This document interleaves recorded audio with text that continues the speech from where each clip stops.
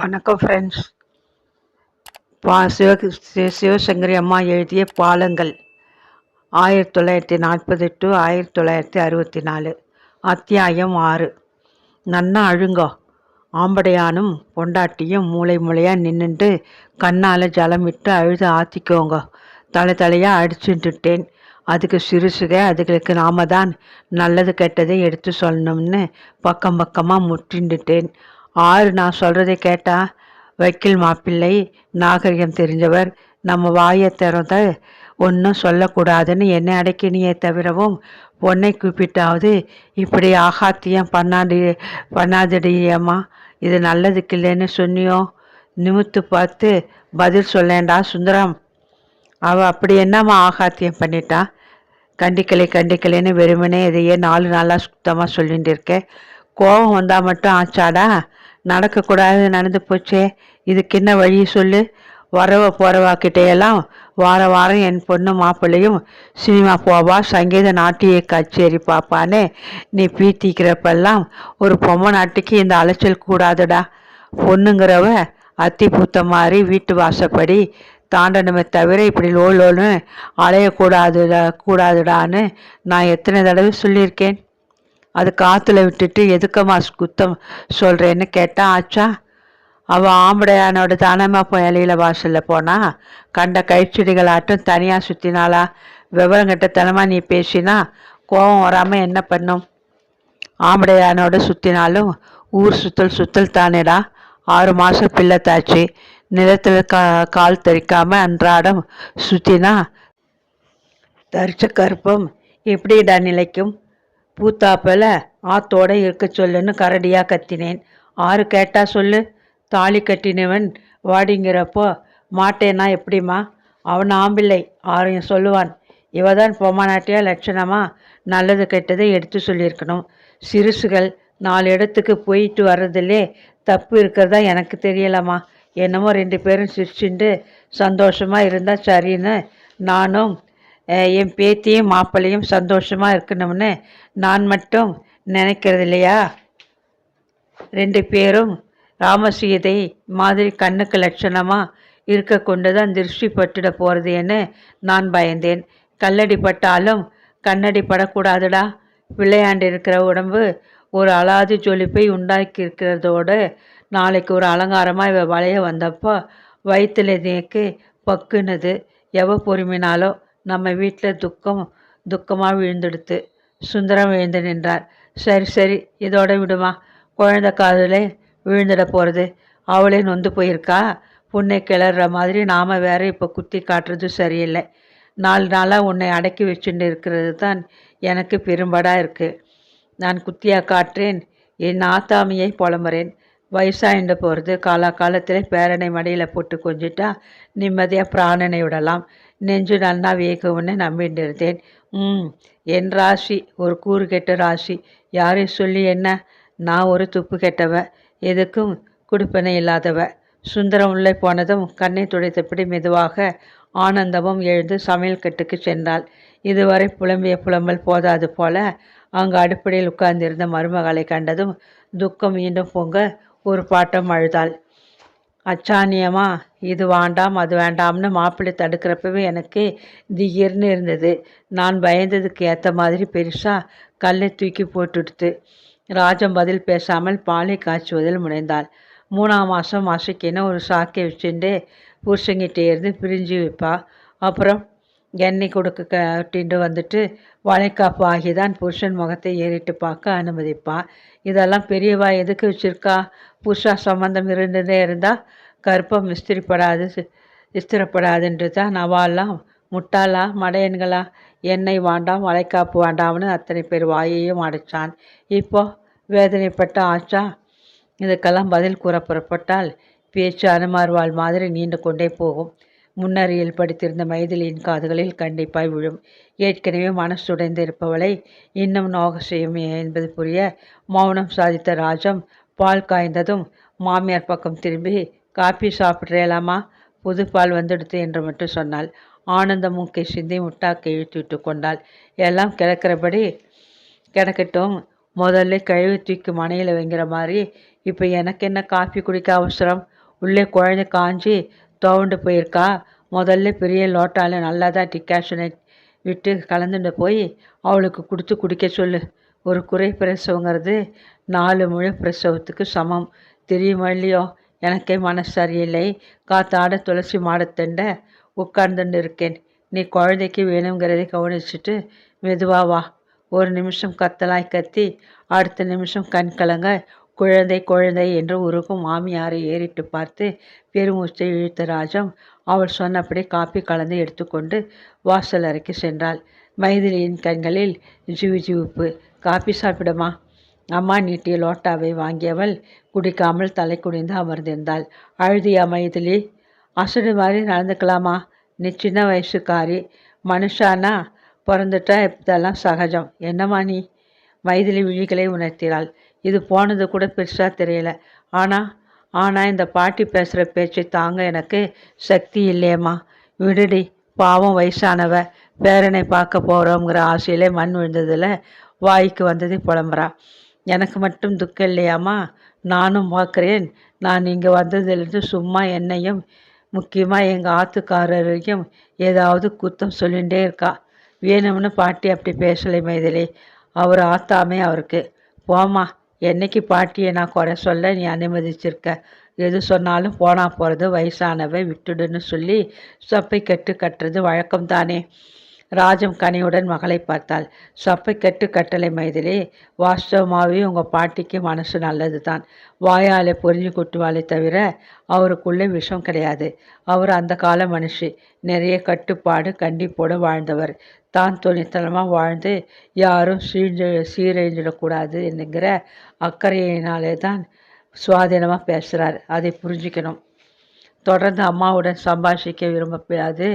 ஏதும் பேசாமல் காஃபியை குடித்துவிட்டு லோட்டாவை மைதிலை நீட்டிவிட்டாலும் அன்று மாலை தன்னை காண வந்த வெங்கிட்டு விட மட்டும் எப்போ என்னை நான் பார்த்து அழைச்சிட்டு போக போகிறேன்?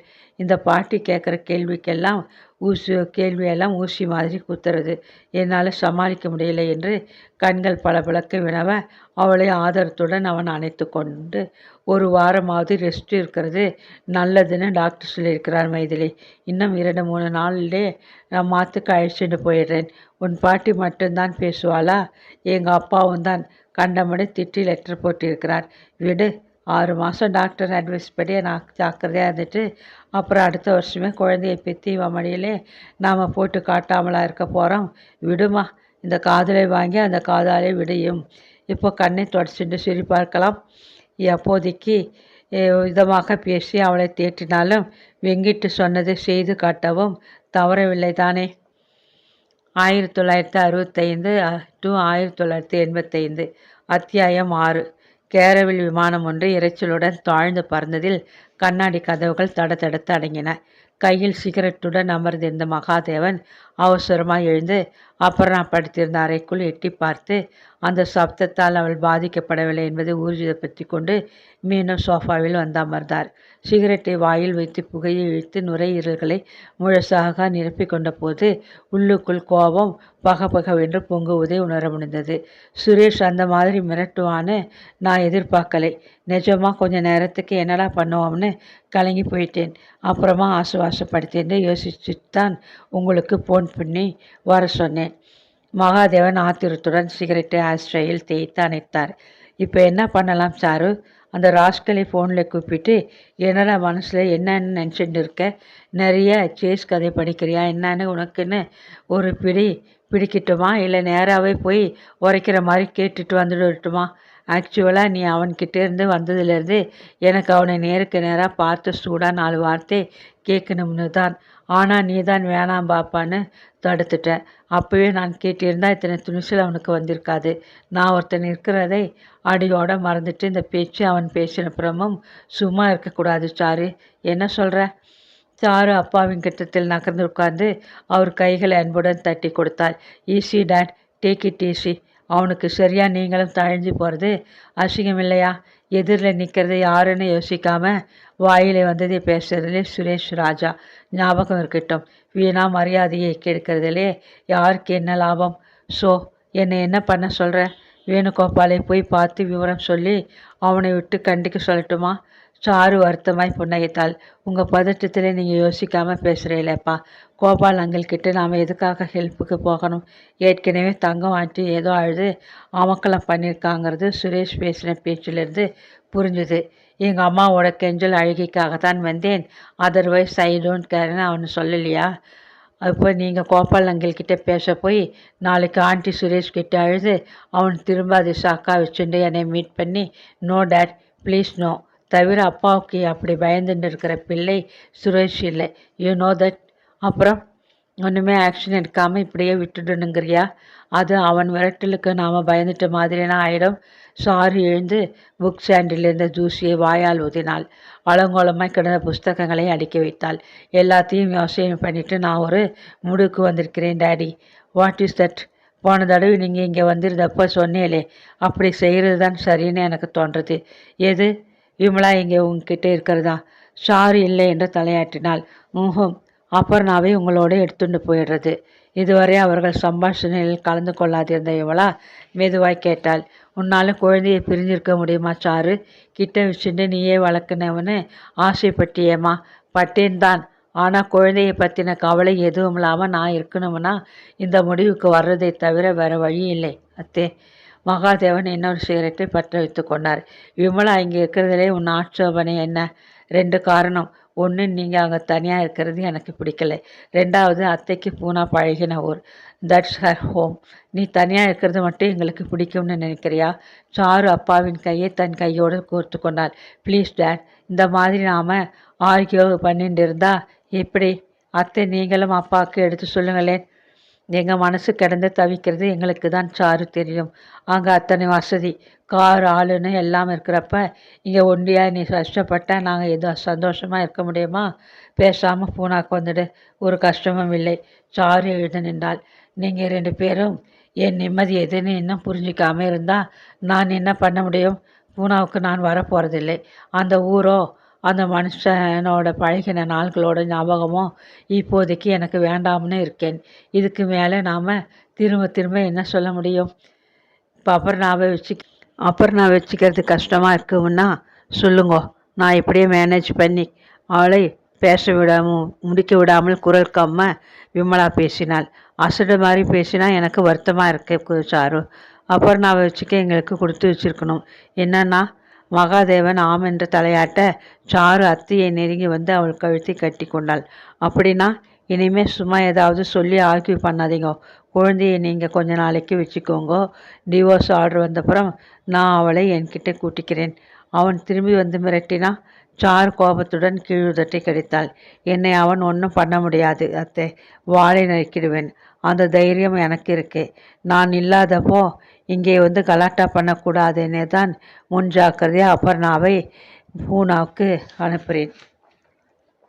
அங்கே அவன் வரமாட்டான். அப்பாவை கண்டா நிச்சயம் பயப்படுவான். அன்று இரவு படுக்க போகும் முன் மறுநாள் விமானத்தில் மகாதேவனும் விமலாவும் குழந்தையுடன் பூனாவுக்கு செல்ல வேண்டும் என்பதும், முடிந்தபோது இவள் அங்கு வருவாள் அல்லது அவர்கள் இங்கு வர வேண்டும் என்பதும், சுரேஷ் எண்ணி ஒதுங்கி இருப்பான், வம்பு செய்ய மாட்டான் என்ற தைரியம் வந்ததும் குழந்தையை அழைத்து கொள்வது என்பதும் தீர்மானமாக மறுநாள் அவர்கள் திட்டமிட்டபடி கிளம்பினார்கள்.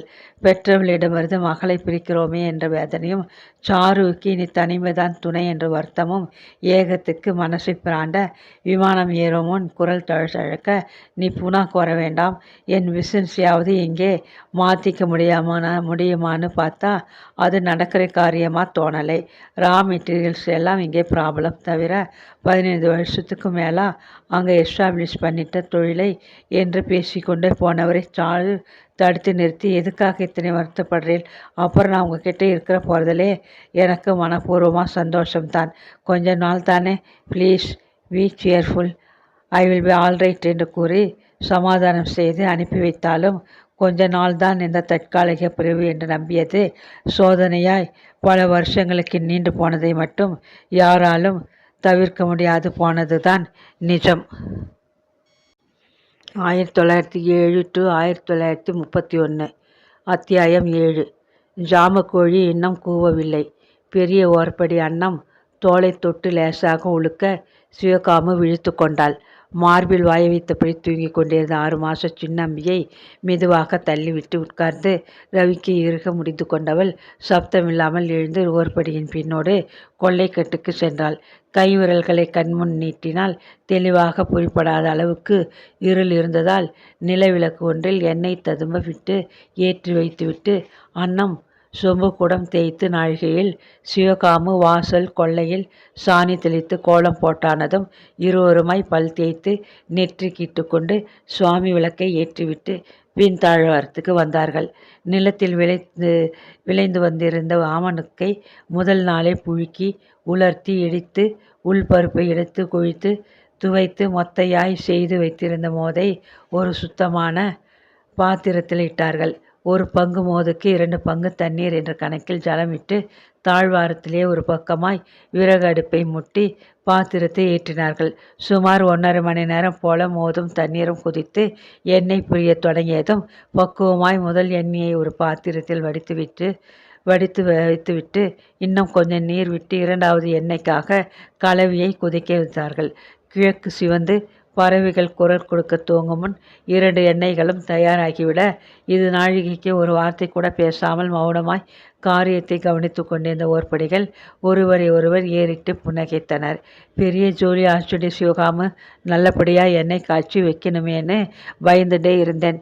வருஷாந்திர காரியம் பாரு, கோடியாத்து ராமு பொண்டாட்டி விளக்கெண்ணெய் காய்ச்சலேன்னு பேர் வழின்னு அன்னைக்கு அத்தனை கொட்டையையும் வீணடிக்க போய் தெருவை சிரிச்சிடுத்தேன். அந்த மாதிரி ஏடாக்கூடமாக நாமளும் செஞ்சிடக்கூடாதேன்னு அடி வயிற்றில் நெருப்பை கட்டின்னு இருந்தேன். பிள்ளையாருக்கு ஒரு தேங்காய் உடைக்கிறேன்னு வேண்டின்னு இருக்கேன்.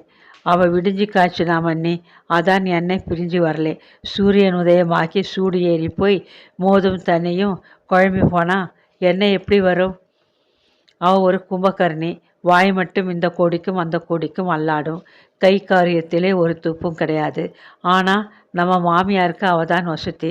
அவளை வசதியாக சொல்லி நம்மளே மட்டம் தட்டுறதுன்னா பிடிக்கும். சிவகாமு பதில் சொல்லாமல் புன்னகையுடன் எண்ணெயை சொம்பில் ஊற்றி அளக்க துவங்கினாள். அன்னம் குரலை இன்னும் தழைய விட்டாள். லட்சுமி அக்கா நாகம் தில்லை ஸ்தானத்திலிருந்து நேத்திக்கு பிறந்தாத்துக்கு வந்திருக்கா தெரியுமா?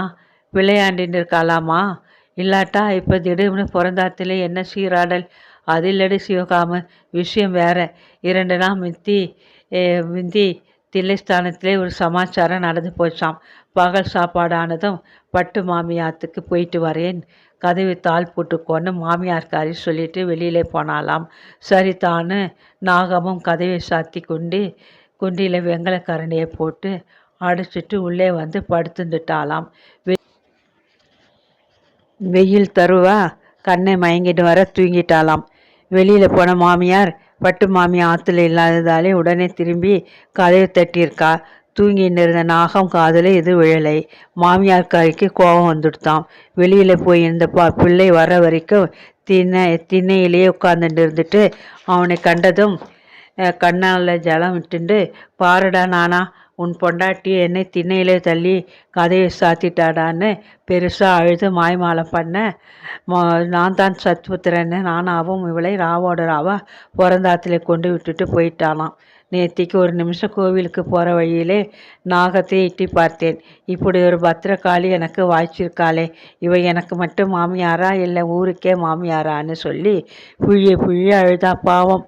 கவனத்துடன் சொம்புகளில் எண்ணெயை ஊற்றி கொண்டிருந்த சிவகாமு 1 நிமிஷம் கை காரியத்தை நிறுத்தி, ஆனாலும் அந்த நாகத்துக்கு இப்படி ஒரு மாமியார் வாய்ச்சிருக்க வேண்டாம், நின்னா குத்தம் உட்கார்ந்தா குத்தம்னு மாசம் தப்பாமல் பிறந்தாத்துக்கு விரட்டி விட்டுடுறா என்று முன்முணுத்து விட்டு, 5 சொம்பு எண்ணெய் கண்டிருக்கு மன்னி, தேவலாம் தானே என்று கேட்க, நாகத்தையும் அவள் பிரச்சனைகளையும் மறந்துவிட்டு அன்னம் கிட்டே வந்து சொம்புகளை சரி பார்த்தாள்.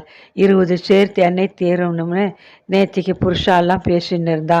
கண்டுட்டுன்னு தான் தோன்றுறது. வருஷாந்தரத்துக்கு குழந்தைகளுக்கு பேதிக்கு கொடுக்க விளக்கேற்ற கவலை இல்லை. இருவரும் சுரணை எடுத்து வழிந்திருந்த எண்ணெயை துடைத்து சுத்தமான துணியினால் சொம்புகளின் வாயை கட்டி உள்ளே தூக்கி சென்றனர். உக்ரான் அறையில் சுவரின் நீளத்துக்கு மூங்கில் கழிகளை தரையிலிருந்து கொஞ்சம் உயர்த்தி கட்டி பிரிமனைகளை இடுக்கி போட்டு பானைகள் அசையாமல் இருக்க கட்டியிருந்த கோர்க்காலியின் மேல் எண்ணெய் சொம்புகளை பத்திரமாய் வைத்துவிட்டு மீண்டும் கொள்ளை தாழ்வாரத்துக்கு வரவும் வள்ளி பின்வேலி படலை தள்ளி கொண்டு தோட்டத்தில் நுழைவும் சரியாக இருந்தது.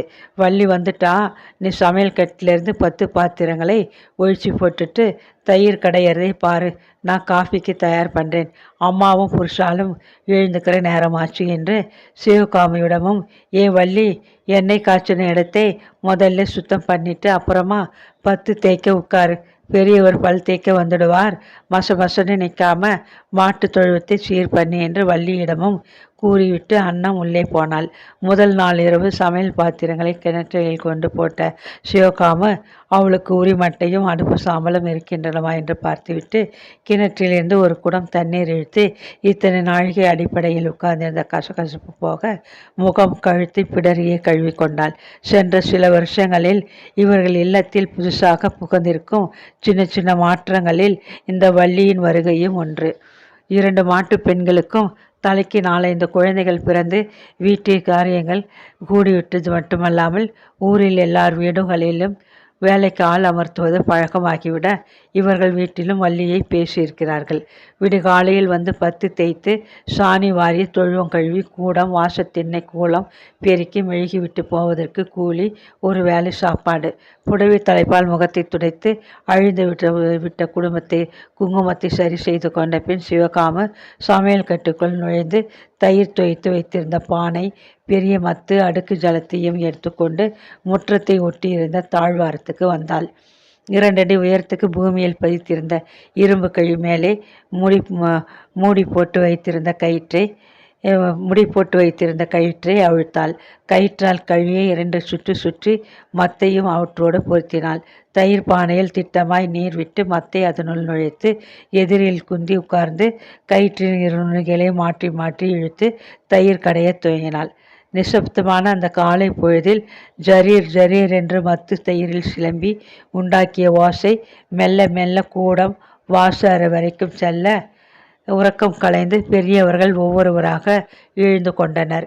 பளபளவென்று விடிந்து துளசி மாடம் வரை காலை இளைய சூரியனின் கரங்கள் நீள்வதற்குள் வெண்ணெய் திரண்டு வந்துவிட உடன் எடுத்து போயிருந்த அடுக்கில் வெண்ணெயை திரட்டி போட்டாள். மத்தில் பிடித்திருந்ததையும் விரலால் ஞாபகமாக வழித்து மோரை கையில் ஒரு தரம் சிலுப்பி கொஞ்சம் தஞ்சம் பாக்கியிருந்த வெண்ணெய் துளிகளையும் சேர்த்து உருட்டி எடுத்து அடுக்கில் போட்டாள். மோர் வெண்ணெய் பாத்திரங்களுடன் அடுக்கலையில் நுழைந்து ஓர்படி கலந்து வைத்திருந்த காப்பியை குடித்தவள் அடுத்த காரியமாக குழந்தைகளை எழுப்ப கூடத்துக்கு போனாள். குளிருக்கு அடக்கமாய் போர்வையை இழுத்து போர்த்தி கொண்டு படுத்திருந்த குழந்தைகள் பட்டம்பி கிட்டப்பாவை மெதுவாக குரல் கொடுத்து எழுப்பிவிட்டு இன்னொரு பக்கமாய் இஷ்டத்துக்கு உருண்டு விட்டிருந்த மச்சினர் குழந்தைகளான பிச்சை கல்யாணம், பாப்பா சாமாவையும் தன் குழந்தைகளும் வைத்தியநாதன், சுப்புலட்சுமி, சின்ன பாப்பாவையும் ஒவ்வொருவராய் உலுக்கி எழுப்பினாள். நாழியாச்சுடா, ஏ பிச்சை, எழுந்து சந்தி பண்ணடா, சித்தப்பா 2 பேரும் எழுந்தாச்சு, அவளோடு நீயும் சேர்ந்து பண்ணு, தாத்தா வந்தா கோச்சிப்பார், கை காலை அலம்பிண்டு படிக்க உட்காருங்கடா. டி சுப்பு, இப்போ எழுந்திருக்க போறியா இல்லையா? வயசு 8 ஆச்சு, தடி மாடாட்டும், என்னடி இன்னும் தூக்கம்? சின்ன பாப்பாவை அழைச்சிட்டு போய் பல் தேய்ச்சி விடு, எழுந்திரடி. குழந்தைகளை கிளப்பி வாய்களை சுருட்டி வைத்த பின் கொள்ளை பக்கம் போய் மாட்டு தொழுவம் வேலை ஆச்சுன்னா கூடத்தை மிளகவாவல்லி என்று அவளுக்கு குரல் கொடுத்து விட்டு மீண்டும் சமையல் கட்டுக்கு வந்தாள். ஆத்தங்கரைக்கு போகாமல் வீட்டிலே குளித்து விட்டு மாமியாரும் ஓர்படியும் சமையல் காரியங்களை கவனிக்க முற்பட இவள் பல் தேய்த்து விட்டு வந்த குழந்தைகளுக்கு வரிசையாய் லோட்டாவில் சர்க்கரையை தூவி டிகாஷன் விட்ட பாலை எடுத்து வைத்தாள். நல்லெண்ணெய் தடவி பெண் குழந்தைகளை சட்டமாய் தலைவாரி பெண்ணி முதல் நாள் ஈரத்துணியில் சுற்றி வைத்திருந்த பூவை தலையில் வைத்தாள். அன்னத்தின் பெண் பாப்பா தன் பெண் சுப்பு இருவரிடமும் கொடியில் தொய்த்து போயிட்டிருந்த சிங்கப்பூர் ஸ்வீட்டி பாவாடை ரவுக்கியை எடுத்து தந்து உடுத்தி கொள்ள சொன்னாள். நாடா பாவாடையை கட்டி கொள்ள தெரியாமல் விழித்த 4 வயது சின்ன பாப்பாவுக்கு பாவாடையை இருக்க கட்டிவிட்டாள். வெயில் வாசத்திண்ணையில் விழிந்ததும் பள்ளிக்கூடத்துக்கு நேரமாகிவிட்டது என்று குழந்தன்களும் பிச்சை கல்யாணம், பாப்பா, வைத்து, சுப்புவும் கிளம்பி போன பிறகு சின்ன பாப்பா சாமா கை குழந்தை சின்னம்பியை மாமியார் காவலில் போட்டுவிட்டு குடத்துடன் காவேரிக்கு போனாள். படித்துறையில் நின்று நிதானமாக குளித்து மற்ற பெண்டுகளுடன் பேசக்கூட போதில்லாமல் ஒரு முங்கி துணி துய்த்து குடத்தை நிரப்பிக்கொண்டு அவசரமாய் திரும்பினவள் மாமனாரின் பூஜைக்கெல்லாம் ஏற்பாடாக இருக்கின்றனவா என்று பார்த்தாள். ஓர்படி சமையலில் மும்முரமாய் இருந்ததால் வயலுக்கு போன புருஷர்கள் 9 மணி தருவாய்க்கு திரும்பினதும் தாகத்துக்கு குடிக்கவென நெல்லை வறுத்து குத்தி அரிசி எடுத்து எந்திரத்தில் அறுத்து வைத்திருந்த சத்து மாவில் 4 கை அள்ளி போட்டு உப்புடன் மோரில் குடிக்கும் பக்குவத்தில் கலந்து வைத்தாள். புருஷர்கள் வீடு திரும்பி சத்துமா குடித்து கொஞ்சம் உட்கார்ந்து விட்டு குளித்து பூஜை முடிந்து சாப்பாடான கையோடு பத்தை ஒழித்து அறையை சிவக்காமல் பெருக்கி முழுகினாள். பகல் நேர உணவுக்கு பின் சமையல் அறையை கழுவி விடுவது தைலாவுக்கு பிடிக்காத விஷயம். சவுண்டி ஆன வீடு மாதிரி எதுக்காக நேரம் கெட்ட வேலையில் அலம்பிவிடணும், ராத்திரி ஒரேடியாக செஞ்சுட்டா போகிறோம் என்று சுடுசுடுப்பாள். சூரியன் உச்சிக்கு வந்து தகிப்பதற்கு இருதமாய் வேலையான கையோடு சற்று காலை நீட்ட முடியாதபடி அன்றைக்கு சிவகாமுக்கு வேலைகள் சரியாக இருந்தன. வீட்டோடு இருக்கும் அத்தை இன்னும் 2 நாள்களில் ஊரின் மற்ற பெரியவர்களுடன் காசிக்கு கிளம்ப போகிறாள். போனால் திரும்ப 4-5 மாதங்கள் கூட ஆகலாம் என்பதால் ஆச்சாரம் நிறைந்த அந்த அத்தையின் வயிறு வாடாமல் இருக்க பொடி வகைராக்கள், சத்துமா, ஊறுகாய்கள், அப்பளம் எல்லாவற்றையும் தயார் பண்ணிவிட்டார்கள். இன்னும் அவள் ஒன்றுதான் பாக்கி. அதற்கு கூட நெல்லை குமுத்து கொதி வரும் வரையில் நீரில் கொதிக்கவிட்டு வடிய வைத்து நிழலில் உலர்த்தி வைத்தாகிவிட்டது. சிரமத்தை பாராமல் உட்கார்ந்து செய்து வைத்து விட்டால் அரிசி பருப்பு பாத்திரங்களை மூட்டை கட்டி வைத்து விடலாம். வரையலாம் அண்ணி, அவளுக்கு வறுத்துடலாம். வாசற்படியில் தலை வைத்து படுத்து சிரம பிரகாரம் செய்து கொண்டிருந்த அன்னம் கண்களை திறக்காமல் சூழ் கொட்டினாள். கண்ணை அசுத்துறது சிவகாமு, நீ வறுத்து கொட்டேன், நான் பின்னாடியே வரேன். கூடத்தில் இருந்த மாமியாருக்கு கேளாத வண்ணம் அன்னம் பேச, பாவம் அண்ணி, குறை பிரசவமாகி 1 மாசமே ஆன உடம்பு என்ற கரிசனம் எழ சிவகாமு தான் மட்டும் உள்ளே போய் காரியத்தை கவனிக்க ஆரம்பித்தாள். அடுப்பை முட்டி வானில் ஏற்றி முதல் நாள் நிழல் வளர்த்தலாக பருத்தி இருந்த நெல்லை கையாய் போட்டு துடைப்ப குச்சியால் கிளறிவிட்டு இரட்டை வெடிக்கும் வரை வறுத்து கொட்டி முடிப்பதற்கு முன்னரே அன்னம் எழுந்து வந்துவிட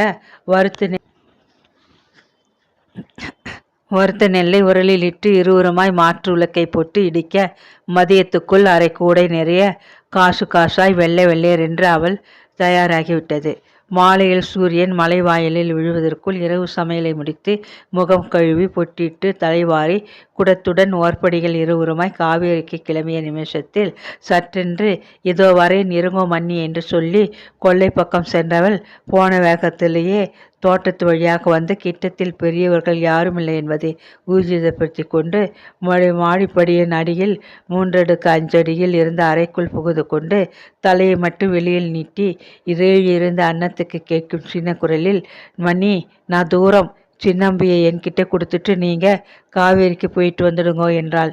மாமியார் கோவிலுக்கு போயிருக்கிறார், புருஷர்களும் வீட்டில் இல்லை என்ற தைரியத்தில் இருந்த இடத்திலிருந்தே அன்னம் கத்தினாள். அதுக்குள்ளே எப்படி சிவகாமு, குழந்தைக்கு 6 மாசம்தானே ஆறது, போன தடவையெல்லாம் பிரசவமாகி 8ஆம் மாசம்தானே உட்கார்ந்தே.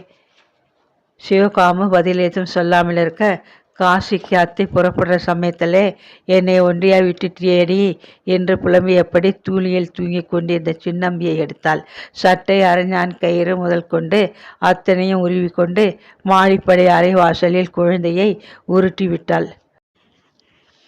இதற்குள் இந்த 3 நாளும் கட்டுவதற்காகவே அறைக்குள் தனியாய் வைத்திருக்கும் புடவையை உடுத்தி கொண்டு இடுப்பில் இருந்த புடவையை அவிழ்த்து தலைகாணியாக சுருட்டி வைத்த சிவகாமு எட்டி குழந்தையை தூக்கி கொண்டாள். இரவு சாப்பாடு ஆனதும் மிஞ்சின மாவில் அன்னம் வார்த்து போட்ட தோசையை தின்றுவிட்டு யார் கண்ணிலும் படாமல் இரவு முழுவதும் அந்த சதுர அறைக்குள்ளேயே அடைந்து கிடந்தவள் விடிய முன் குழந்தையை அறைக்கு வெளியில் விட்டு விளக்கானவர்கள் உபயோகத்துக்குன்னு ஒதுக்கியிருந்த துறையில் குளித்து மாட்டு துழத்தில் வந்து உட்கார்ந்து கொண்டாள். வள்ளி குமித்து வைத்திருந்த சாலத்தோடு உமி கூலம் சேர்த்து துவைத்து வரட்டி தட்டி வெட்டி போடப்பட்டிருந்த தென்னை மட்டைகளை சீவி துடப்பம் தயாரித்த பின், சின்னம்மி ரொம்ப அழறானாம் எடுத்துவிட சொன்னாய் என்று சுப்பு தள்ளி நின்று தரையில் விட்ட அம்மன பிள்ளையை எடுத்துக்கொண்டாள். பெரிய குழந்தைகள் பள்ளிக்கூடம் போன பின்பு இரண்டும் கெட்டான்களான சின்ன பாப்பா சாமாவும் இவளிடம் வருவேன் என்று அடம் பண்ண இரண்டையும் நிர்வாணமாக்கி சிவகாமியிடம் அன்னம் விரட்டிவிட்டாள். பழையதை சாப்பிட்டு விட்டு கொஞ்ச நேரத்துக்கு சிவகாமு குழந்தைகளோடு கிலா பரண்டி விளையாடினாள்.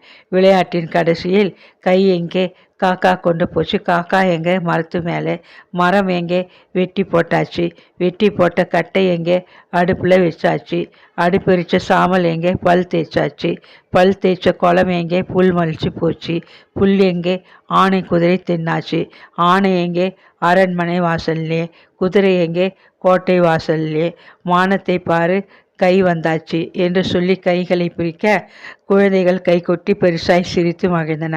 வெயில் ஏறினதும் குழந்தைகளை ஒரு பக்கமாய் படுக்க வைத்துவிட்டு களிமண்ணில் ஆற்று மணலை திட்டமாய் கலந்து மிதித்து பலகையில் ஒற்றை அடுப்பு கொடி அடுப்புகளை போட்டாள். மறுநாள் ஒட்டுப்பாலம் ஒன்றை எடுத்து வெடிப்பு எதுவும் இல்லாமல் அடுப்புகளை வழுவழுவென்று தேய்த்து காய வைத்து சாணியால் மெழுகினாள்.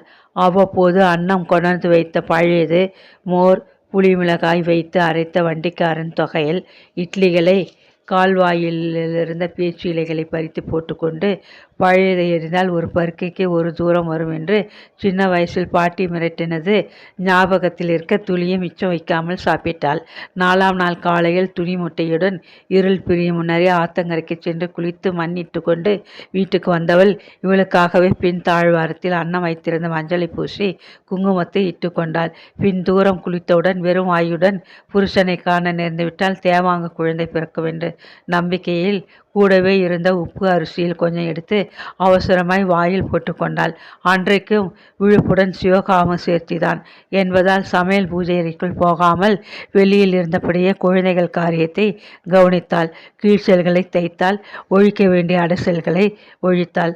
5ஆம் நாள் காலை இவள் குளித்து முடித்ததும் மாமியார் வந்து சல்லடையை தலைமேல் வைத்து ஒரு சொம்பு தண்ணீரை விட்டு அண்ணா குளியலை செய்வித்ததும் மாதாந்திர தீட்டு கழிந்து போக கொடியிலிருந்த மடிப்புடவையை எடுத்து உடுத்தி கொண்டு நித்தியப்படி வேலைகளை கவனிக்க சிவகாமு சமையல் கட்டுக்குள் நுழைந்தாள்.